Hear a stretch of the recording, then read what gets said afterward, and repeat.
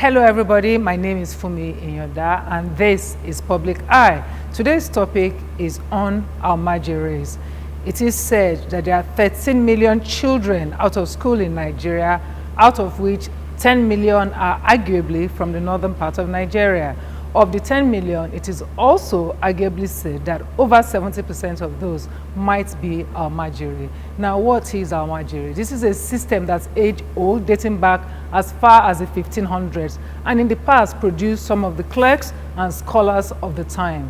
In modern times, it has become something of a blight on Nigeria, with many children being homeless.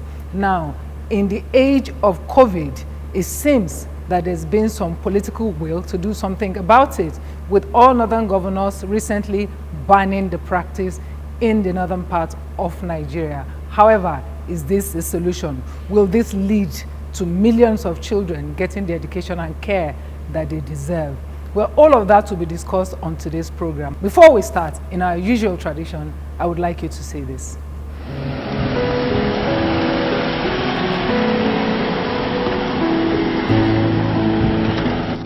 My name is Zainab Yunusa. I'm a co-convener and assistant field officer, Almajiri Child Rights Initiative Sokoto. I'm here at Agur Community, Shagari Local Government, Sokoto State, to visit the repatriated Almajiri children.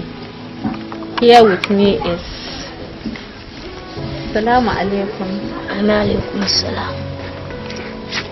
Ya kake yau? Lafiya lau. Me sunanka? Abu Sani. Abu Sani. Ya kake rayuwa a can Zaria?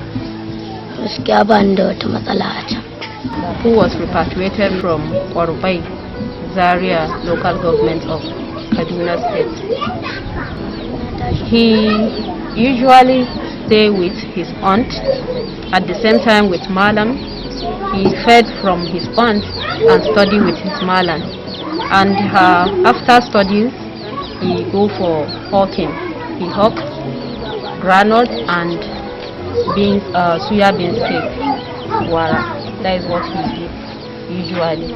So after the studies, he go for street hawking, as he said. He was very happy while he was told about the repatriation, coming back to his state, Sokoto State. He said he was happy and he don't have any issue with his parents since he was repatriated, since the unification and the community. He said everything is okay. He was happy with the palliative that was given to him by Almajiri Child Rights Initiative and UNICEF. And he said he wants to study so that he will grow up in the future and become a policeman, that he wants to be part of people that will be given security to the state. Well, I'm with the father of Usman. I asked him some few questions in Hausa, which he responded as so. As with regard to his story, I asked him, is he ready to send his child to school? He say he's ever ready to send his child to school, but the only challenge that he encounter now is he don't have financial status to take care of all his needs, and if Akri is ready to help him in that way, he's ready to send his child to school. Abubakar Sani Umar is also one of the Almajiri that was repatriated from Zaria. He is very happy coming back to Sokoto, as he said, because he will come and meet his parents. While staying in Zaria, he said he usually go to one woman. He don't know her, they are not related, but she usually gives him food. He go there for his food because he is handicapped. One of his legs is not normal, like he's having issue with one leg. So he do go there to have his food, and from there to the Islamia where he studies. He's very happy to come back. He don't have any issue here, except for some of his peer group that usually taunt him that he's not educated, he don't have access to formal education, and he's hurt by that. He said he feel like going back to school if he have the opportunity, and in the near future he want to be a civil servant, and he want to own a shop that he will be running a business. He also extend his gratitude to Almajiri Child Rights Initiative.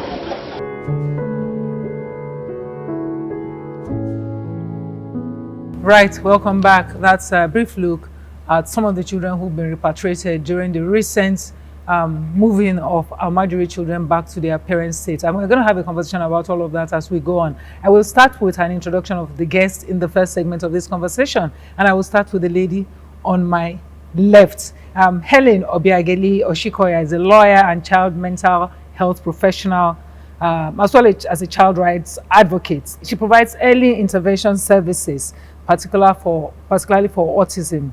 She works with juveniles and children, and her scope of services include child and sexual abuse, addiction, and so on and so forth. She advocates for inclusivity and equipping teachers with skills to handle special education. Good day. Good to have you, Obiageli. It's really lovely to be here. Thank you very much for inviting me. Thank you for your work. We have so much to talk about today. All right? Okay. I will take, my next guest also seated beside me on my right-hand side is Mr. Mohammed Sabo Kina. So Mr. Kina is the founder and team lead of Almajiri Child Rights Initiative. You already saw a bit of their work there.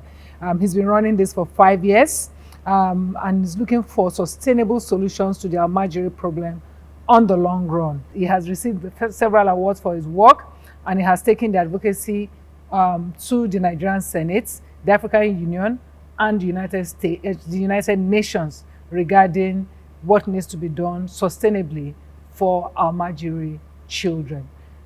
Good to have you, Mr. Kina. Thank you very much for having me. All right. Let me start with you and ask, how did that happen in the first instance? Nobody really understands what, I've read the history, and I know that it started as something really honorable, and became what it is today.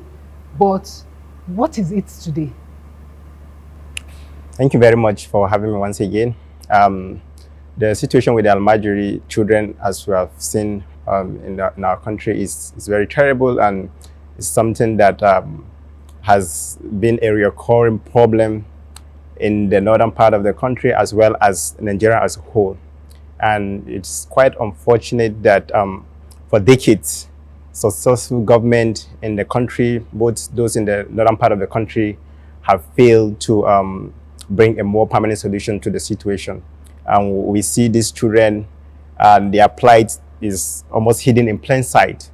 We, as leaders, as people, we see them back in our homes, both ways, both in terms of the leadership and us as a community. I don't want to specifically go to the issue of the parent for now, but we live in a constituted authority. And government as an institution has the primary responsibility to protect children from exploitation, abuse, and negligent maltreatment, even while in care of their own parent. So the failure for the government and us as a society to get angry at the situation of the children is just unimaginable. Let me ask you, Obiageli, why have we not gotten angry at the sight of Almajiri children? I mean, it's going on for forever, and we watch it deteriorate. Why do you think we haven't got angry at seeing children on the streets in that kind of deplorable situation? Because we've become insensitive as a nation.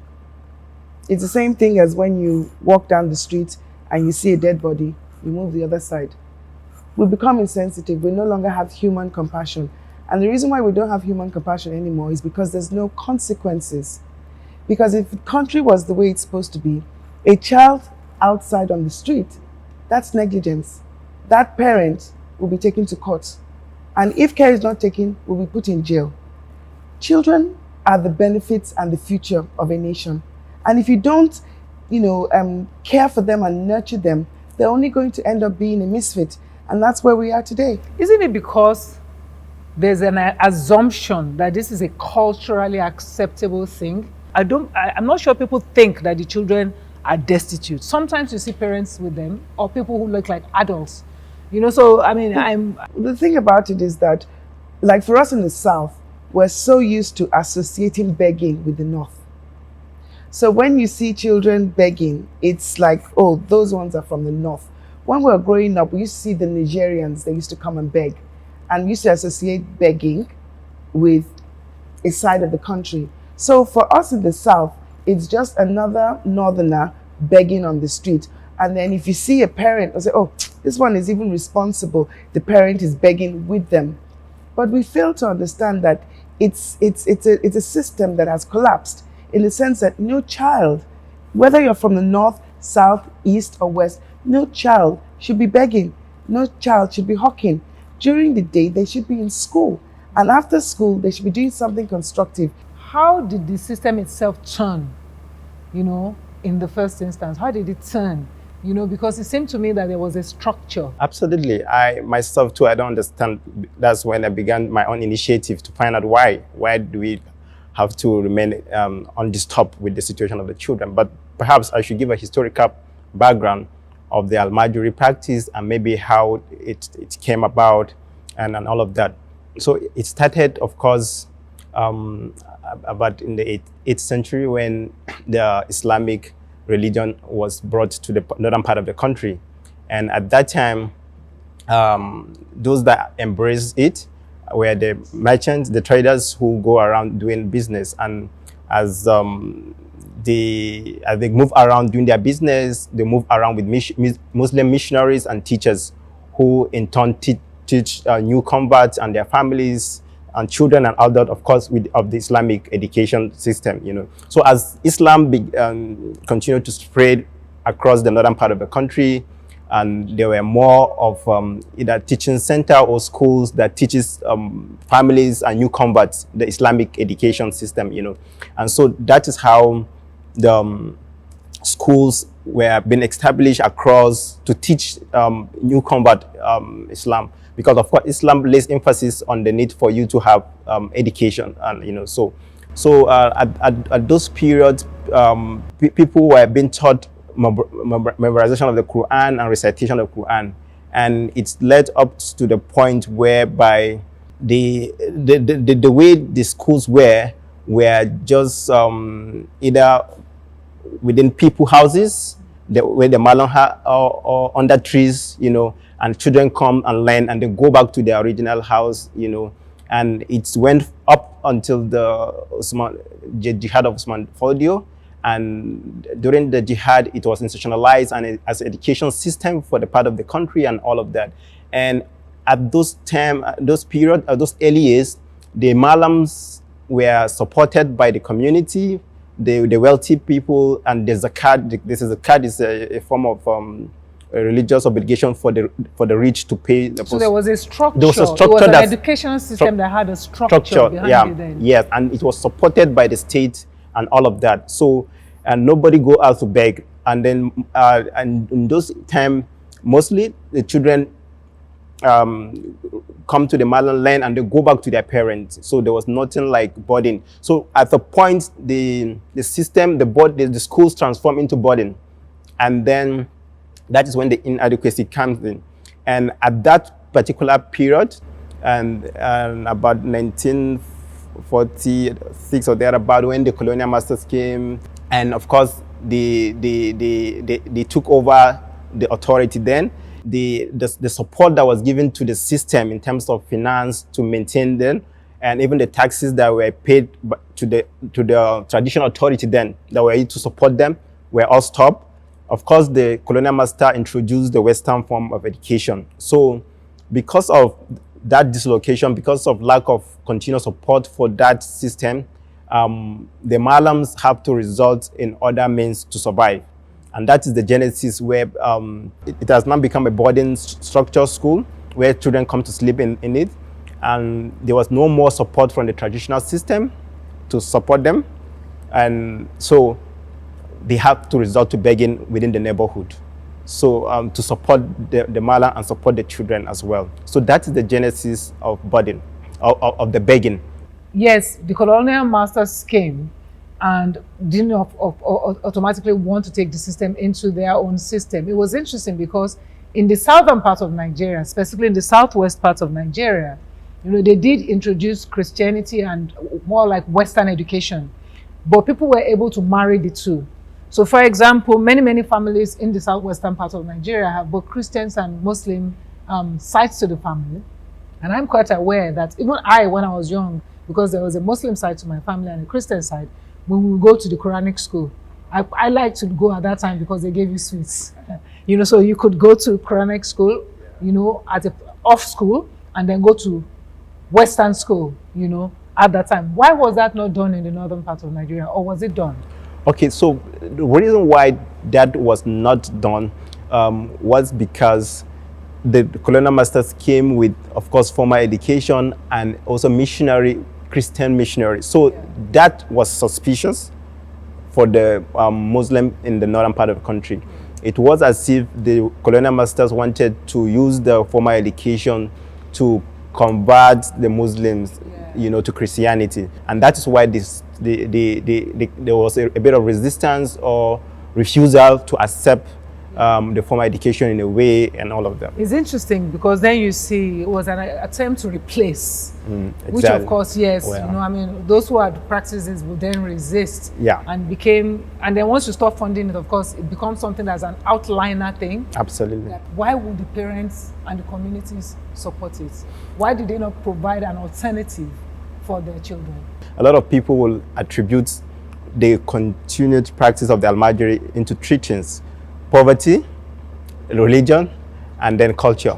So this is what people have categorized as the main factors. However, after like I said, I did a deep system. I was not convinced that these three factors are indeed the reason why it went up till 2020. On 2000 or even 2020 where we are now. So I was not convinced as a person.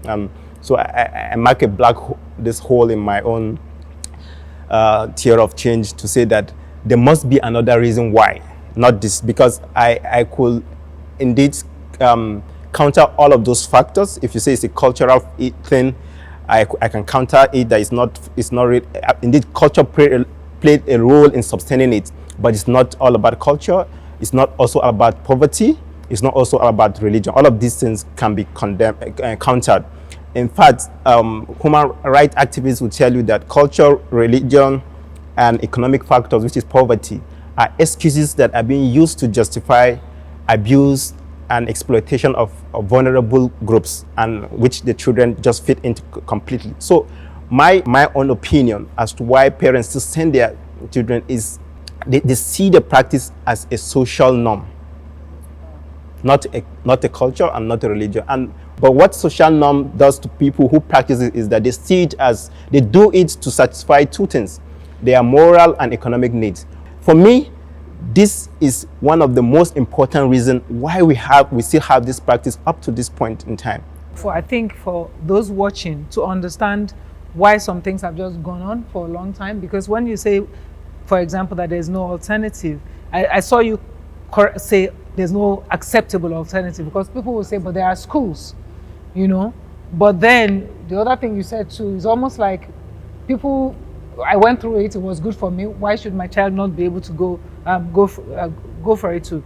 And I've seen this happen with sex trafficking. In working with people with parents know, for example, what happened to their daughters. Even providing information about what goes on doesn't seem to make a difference. Why do you think that's so, Obiageli? I think it still boils down to poverty. So you can't actually change things unless, as my learned colleague said, you have to bring an acceptable alternative. Will COVID change the equation? Because it was with COVID that we saw all northern governors come together and say we will end this. We had an interview, I think it was with Malam El-Rufai, during one of the lives, when he said it will no longer, he declared that it will be gone. I was very interested in how you make it go from declaration to a reality. So in the first instance, did COVID change everything? Do you agree that it changed everything? Absolutely, it was like a catalyst to ignite the political, to turn commitment into action.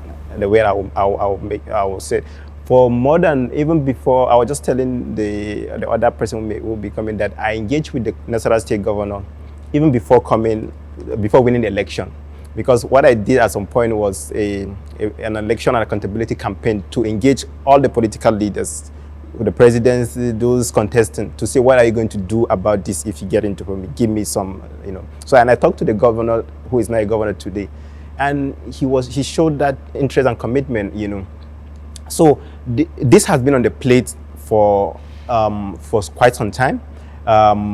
Because this is what I do, so I've engaged a lot, even the Kano State Governor, a lot, the House of Assembly members, senators, and all of that. So it has been on their plate for long. So, but there was that reluctance to do it, and then some for political reasons. Some people will not talk about it because for political reasons and all of that. So we thank God for COVID. COVID exposes the multiple vulnerability of these children that.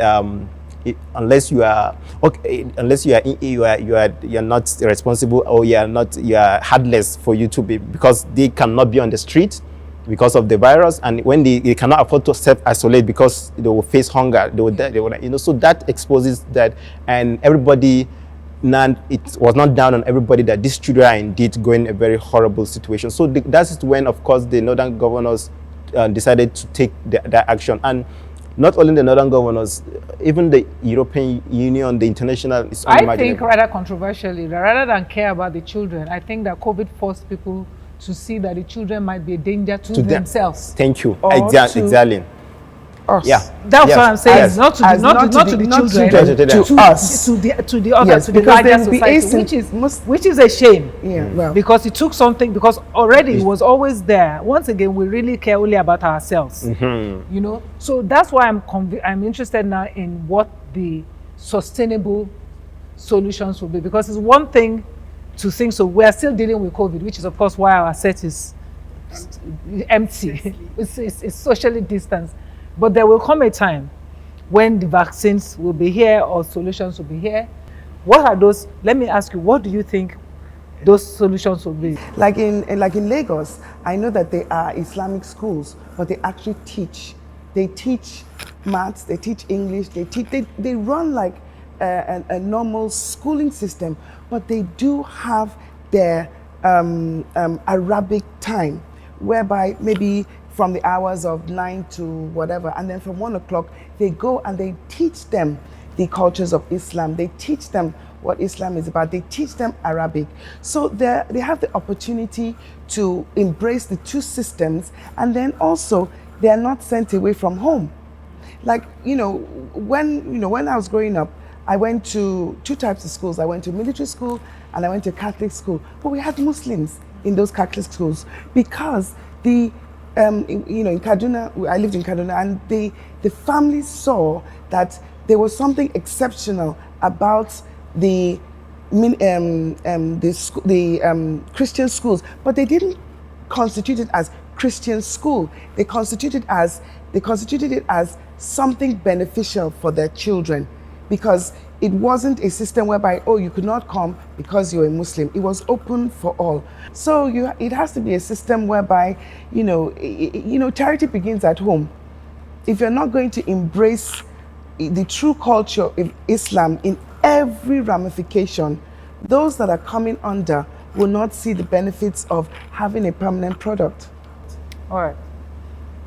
Mr. Kina, speak to us about sustainable permanent solutions and recommendations that have been sitting there for a long time. The Quranic education and the Western educations are not mutually exclusive. They could go hand in hand. We have seen that. It's also something in Saudi Arabia and all of those countries, so they are mutually exclusive. They can go hand in hand. Because of this, the social norm I mentioned earlier, okay, there's needs for you to specifically say you are reforming the system by addressing some structural and old ways of the practice around the fact that children will have to move from Sokoto to Nasarawa State for the purpose of Quran education. So the point I'm making is that it's not for you to even say that you can build an integrated school for them and you expect them to go to school, just like the Jonathan school. It was built across the country, but a lot of them were not in use. That is because there are some underlying issues that needed to be addressed first. A framework that ensures a shared responsibility between the parent, the government, and the community. In other words, let these children remain in the community or the nearest community to the original parent. So right now the schools are sort of like schools you go away to. Parent in Sokoto will give out their children to either Malang, and then the Malang will bring them all the way to Nasarawa State for the purpose of this thing. And so if you begin, if as a government you go and build school in Nasarawa State, in your attempt to say you want to put that child in school, you will not achieve it. That cannot be a sustainable solution, because of why education is not the only need of an Almajiri child. You have to think about his welfare in terms of feeding 3 times a day, his where he sleeps, and all of that. And all of these are very expensive for you to maintain as a government for years without existing plan. 50,000 Almajiri schools scattered across the country and all of that. So if you are going to be talking about either introducing school feeding to all of those centers, is an administrative nightmare for anybody to think about. Yeah. Thank you. All right, we'll take a break. When we come back from the break, I will be talking specifically regarding what is being done, how sustainable is what is being done, and how do we really get results right after the break. Right, welcome back. It's Public Eye, and our conversation today is on our Almajiri system and the children, and what to do really about the system going forward. We're now joined in the conversation by Yakubu Lamai. He's kind of like a colleague of mine in that we have similarities in doing the kind of job that we do. Actor, producer, journalist. I mean, I didn't act or anything like that. But then he's currently the Director General for the Directorate of Strategic Communications and Press Affairs to the Executive Governor of Nasarawa State, and that's Abdullahi A. Sule. Yeah. Thank you for joining us. Thank you for having me. It's good to see you. It's good to be back to Lagos. The slightly mad energy of Lagos. And of course, Mr. Kina is still with us. I want us to talk now about what needs to be done. And we'll start with you, because before you joined us, there's a lot of conversation about what might be sustainable, what's not sustainable. I'll take it from COVID, because it would appear that COVID shocked some sort of political will in the direction of doing something regarding the Almajiri children or the system itself. Could you tell us where we're at with that? Incidentally, when the northern governors decided that there was a need to repatriate the children at the onset of coronavirus, at different fora, I explained to them that in Nasarawa State, the governor had started a whole lot earlier. I want to break it down. Yes. From that time, I mean, it's one thing to have a manifesto plan. It's another thing, particularly in Nigeria, to be right in the middle of it. Okay, let me tell you. 15th of July on NTA, where he proclaimed to the entire country that, look, one, there was the threat of children being abandoned on the streets. These kids were, without parental care, without nurturing, and they were easy prey for extremist religious groups and insurgents. And then, of course, there was the hazard of health. And all of that, they were on the streets. We needed to do something about them. So the first thing he did, he set up a study team and then quickly sent, the bill for the child protection law. I think in Nigeria, we adopted it, the child protection thing was in 2003. And in Nasarawa State, it was 2005. But it took 14 years. When the man came in 2019, that he now has been able to sign it, and it's actually effective. So we have banned, street begging in Nasarawa State. I mean, I hear you say ban, and my antenna goes up. Yes. Because this is it's a very interesting way to do things. Generally, when you ban it, you declare it gone. Street begging. That's street begging. Yeah. I mean, it's for all things. We do a lot of banning in Nigeria. So we ban and on the surface of it, we no longer see it. But where does it go? You know, that's very important. How do you go from banning to actually ensuring that we get children back in school? Okay, the model we used in Nasarawa State was very carefully planned and quite meticulous. We realized that any program that government decides to initiate about either reforming the Almajiri system or saying that you don't get Almajiri children on the streets, it does not, for instance, include a good period of stakeholder engagement. So I think that one of the first few steps we did in the trajectory of everything we did was, number one, the governor called the Quranic reciters. Now, why do kids even go to the Almajiri school? It's for them to learn how to recite the Quran, which is central to the entire practice of the Islamic religion. Now, politically, politicians, especially in the North, have tried to just play safe, be politically correct, be diplomatic.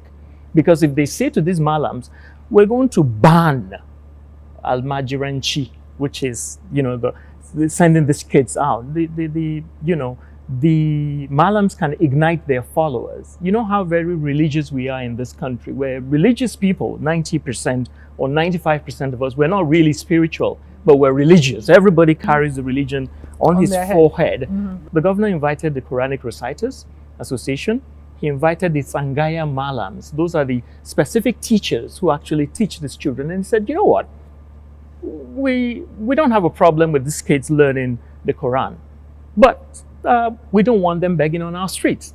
How do you help us reformulate this so that the Almajiri syndrome, or can we integrate numeracy and literacy into it? Can we even take them to a formal school? Or do you need us to give you some stipend and some support so that it can be reformed? Because we, as a country, would not allow our children to stay on the streets. And that's the basic approach we did. I'm going to come back to what the result of that consultation was. Is this the kind of sustainable solution you're talking about? Does it sound like it? It's indeed in line with our thought. I wish the commissioner of Kano was here. He was going to tell you almost the same, because of the same approach that I was proposing. Anything that anybody would tell you around this issue, it must have to go back to that level of where somebody have to play some role. It can't just be left in the hand of one person, either the government and all of that. So it's indeed in line with what I think will lead to a more sustainable solution. How did they respond? What did they suggest would work? I think they were a bit evasive. It began to become some very long drawn conversation. So I said, okay, let's do this thing. Give me statistics. How many Almajiri do we have in the state? How many Almajiri schools do you people have? Are the Almajiri teachers all registered? Where can we see them? Where did they get these children from? And how are they being catered for? So we did all of the math, all before, just around when COVID came. So that was the balance we've been trying to strike. Now, how we began to activate it into action is with the repatriation. What did we do? We gave them face masks, we did accreditation, we did medical tests for our own set from Nasarawa State. We put them in buses that were air conditioned, they were social, we gave them pocket money, and we had officers that we informed the governors, except I think for Taraba State only, that was the first state. We sent 788 in the first set. It was only Taraba State that the governor said they hadn't received the communication. The state have the primary responsibility to take administrative, social measures to protect children from any from exploitation, negligence. This is in Article 19 of the Convention on the Right of Children. So the state are in right to do that. Completely in right to do that, and I support it 100%. So I go back to the process that's going on in Nasarawa, which sounds really interesting in that regard. So we've had the consultation, we've had the buy-in. How is this working? How is it now working? When you're dealing with something that is concentric and so traditionally minded, how to pull, is like onion, and you're trying as much as you can to see how you can peel everything layer by layer. So what we're doing is we're not being politically correct, but we're being honest with them. Now, the schools are the homes of the Malams. And a child might come as far as from Sokoto or Zamfara or wherever and come to Nasarawa State. And in a room which 4 or 5 people are supposed to stay, may have like over 10 people staying. So you see, all of these has to be regulated if we even need to support the Malam himself. Now, we're not shying away from the very hard work. That's why we started with statistics and data and getting them registered. So we now have some sort of a code of conduct. We have the Quranic reciters, we have the Association of the Sangaya Malams with government, and we're right now on the same page with them because of the fact that where are the kids now? Have they gone back to their parents, or are they still at the isolation center? Some of them. No. If they've all gone back to their parents, why is the insurgency in the Northeast refusing to just go away?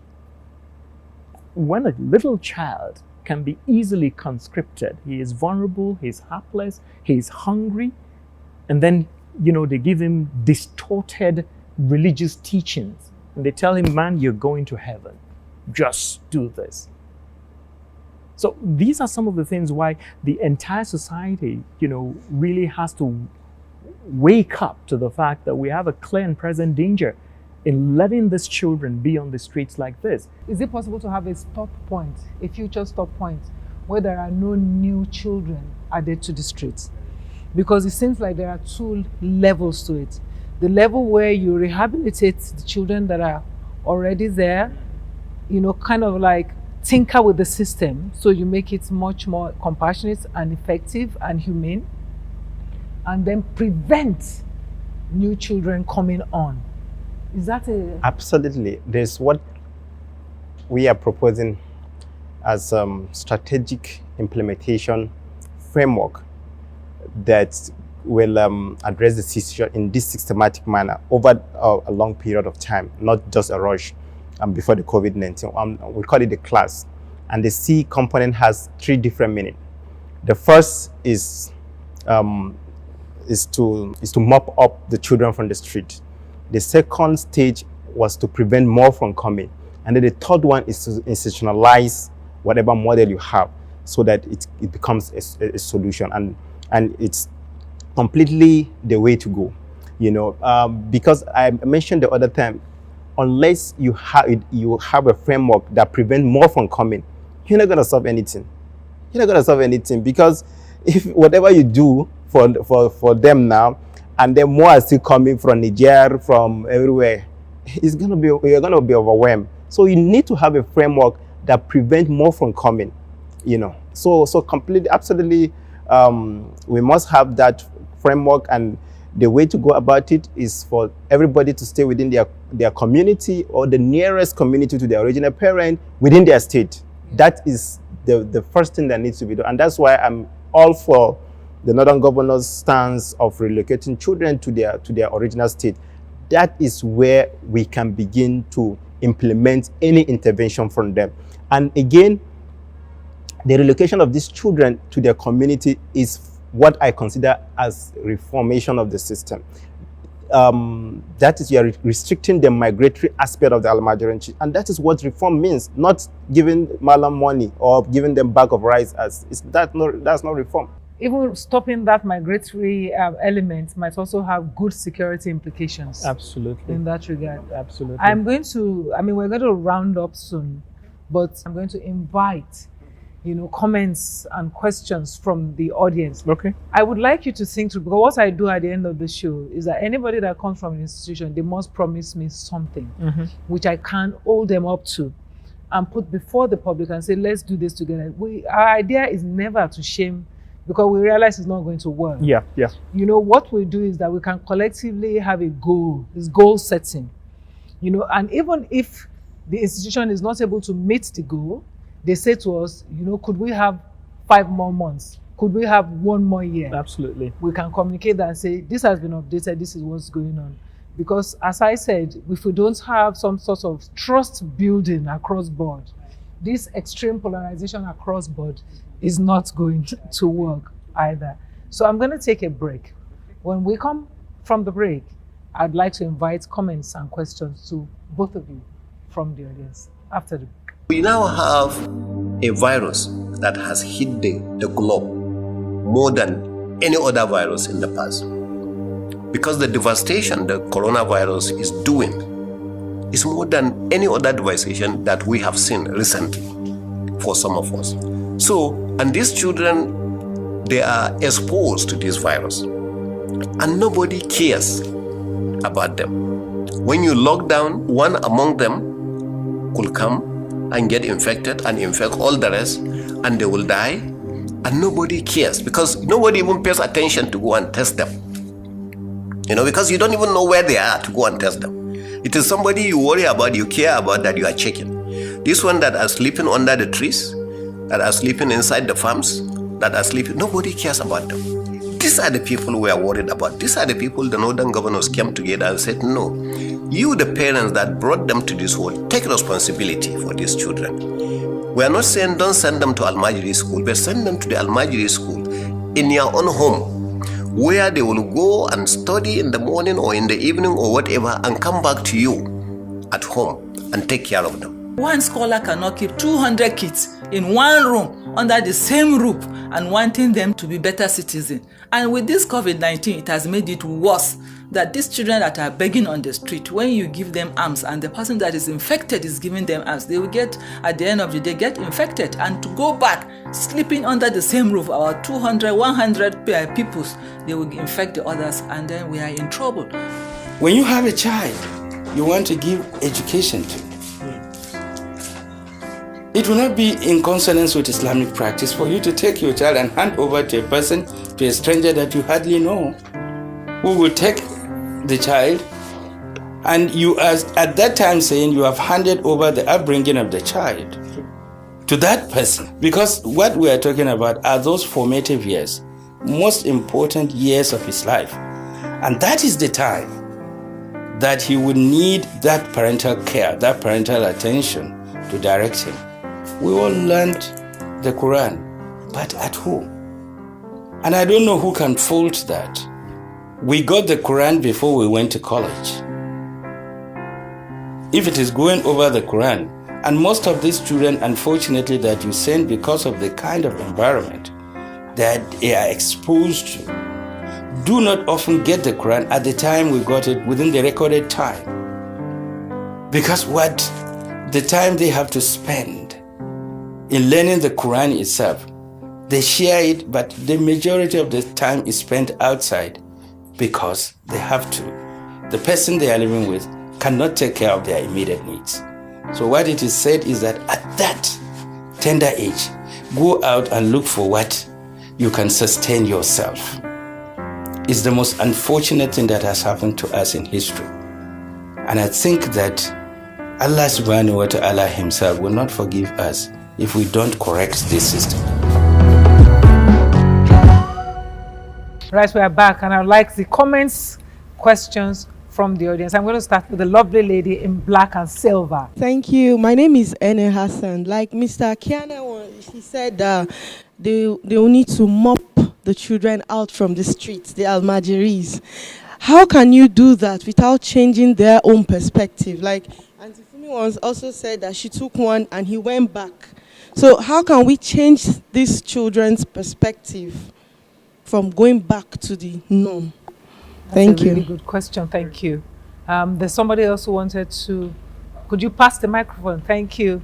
Mopping out the children from the street, banning them from the street, will it be something that will be sustainable for a long period of time? Because you can ban them for 1 year and then after 6 months, 3 months, they still go back to the street. So what can we do to prevent this from happening? Let's take those two questions and then we'll go to the other side after that. Who wants to start? Who wants to go first? I think that one of the deliberate things you can do to make sure they don't go back to the streets. First, I'd like to recall what the antecedents of the former Emir of Kano, Emir Sanusi, Lamido Sanusi, who took it upon himself to begin some lectures where he was explaining to people the essence of marriage, who is fit to marry, how you can marry, how you can have children, and if you don't have some of these. There were some of the things he wanted to bring to bear reality with,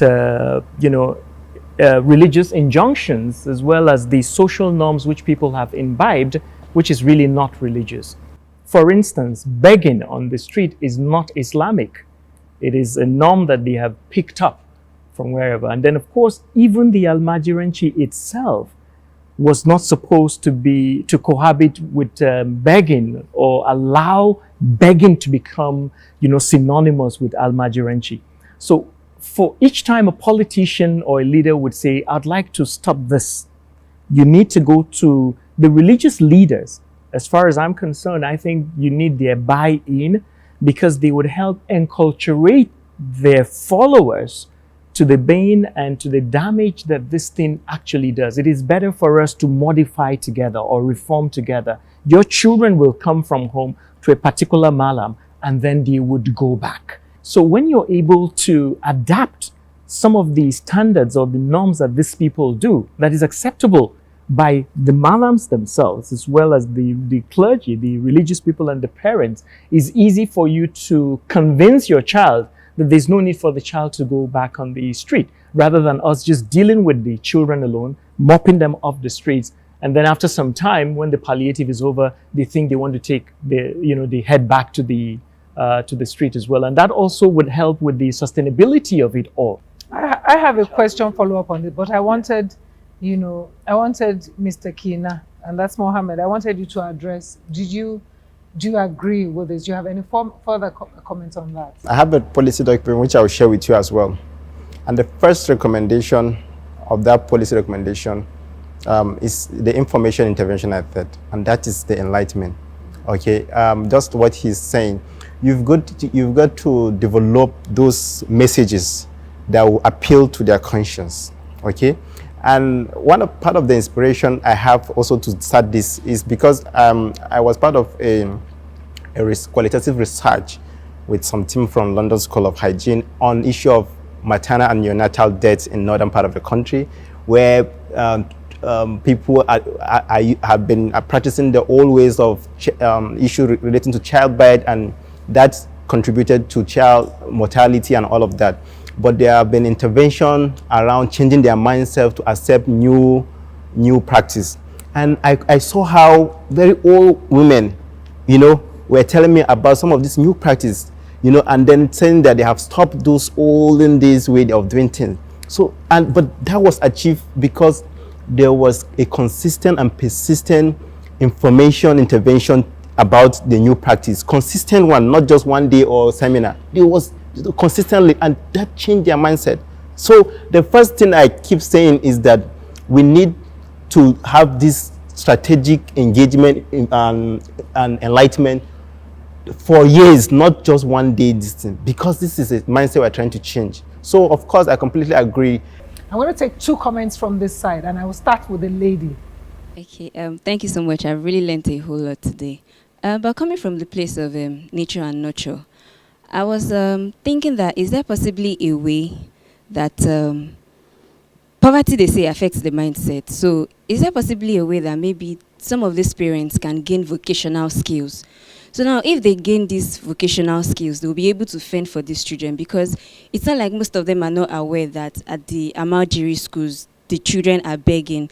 So when they don't have the means to take care of these children, they even see sending them away as a means of getting a whole lot of responsibilities off their back. So maybe if some of these parents, they are self-sufficient, probably they'll be able to actually enlighten these children and help to change their mindset. Because if they keep on sending them out there, just pushing them away, there's no place of nurture for those children, because they don't have the right love, they don't have the right mindset that they need to actually become better people. And I feel like it actually starts with these parents. So if these parents are actually self-sufficient, maybe there will be a reduction in what we see. Like she said, the parents should be self-sufficient, but looking at the things in our environment, some parents are also begging with their kids.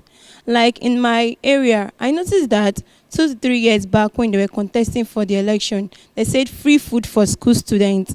During that time, I noticed that the Almajiris in my street, they are not that much. Many of them are going to school. But when they went to school for 2 months, 3 months, no food, they came back to the streets. And I noticed that there were more. Even the little babies are begging. So how can we stop the parents from begging? The parents are also teaching their kids to beg because the parents are not yet ready to be self-sufficient. So the kids will not want to be self-sufficient. Like now, a dad carrying his daughter to beg, pretending to be blind. So how do you want the child to say that, oh, my daddy is not doing the right thing? For in our mind, the dad is doing the right thing. So the parents to be self-sufficient. I mean, thank you. There's a lot that's come out there. Yeah, you know, I true. can see similarities in many of it, but it would seem that there's a conversation now about social, economic infrastructure and development. Correct me. Absolutely, It would seem absolutely. so too. Mhm. So where is the place of that in making these changes? That is why you need the buy-in, you know, of those who are, quote unquote, the clergy, the imams, the malams, the ones who the people, quote unquote, trust. Your teachers, your moral guides, your beacons of, you know, religious piety. It's true you will get to know God. So tell us that this is wrong. This is not acceptable in the religion as well. So outside of every other thing else that we would do that has to, of course, deal with poverty, you know, restlessness, youth restlessness, unemployment, and then everything else we have discussed, I think we should also integrate in the fact that we need some sort of engagement.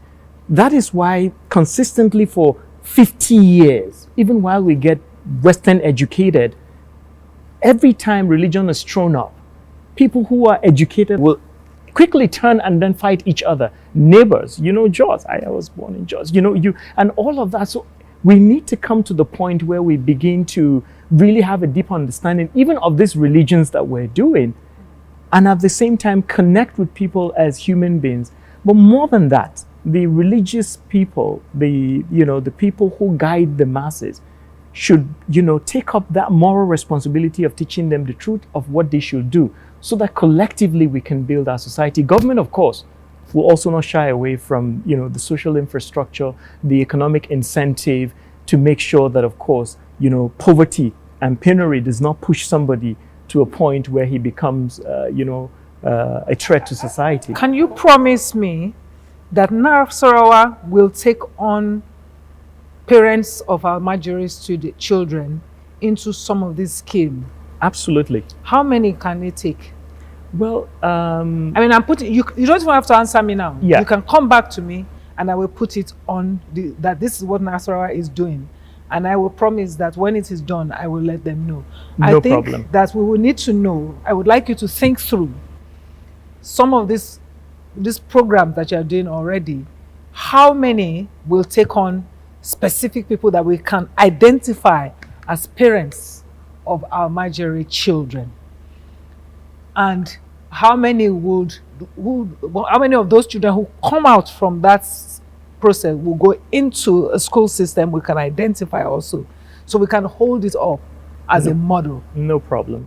I can give you my word that I won't even be the one to say it. Would get it recorded. His Excellency would say it. The Governor, Engineer Abdullahi Esule, would say it. We have the statistics, and they're the people we're looking to see we lift out of, you know, this particular. So we'll certainly want to set up the model and put it out, make it visible for others to also emulate. So, Mohammed, can me and you be on them with this? Absolutely. That is my job here, is to hold them accountable. I will help you, you know, really hold him and His Excellency accountable on this. And that's my job. I want to build public trust, you know, and I want to challenge institutions and leaderships to have goals and to meet those goals. That's been our program today. I thank you all for watching.